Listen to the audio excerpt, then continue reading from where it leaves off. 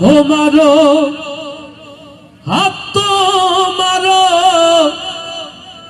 রাখো মারো, হাত তো মারো, তাই তো তোমায় ডাকি আমি বাদশাহ আলম পানা তুমি। মারহাবা হবে না? ডুবাতে পারে কে? ভাসাতে পারে কে? বাঁচাতে পারে কে? মারতে পারে কে?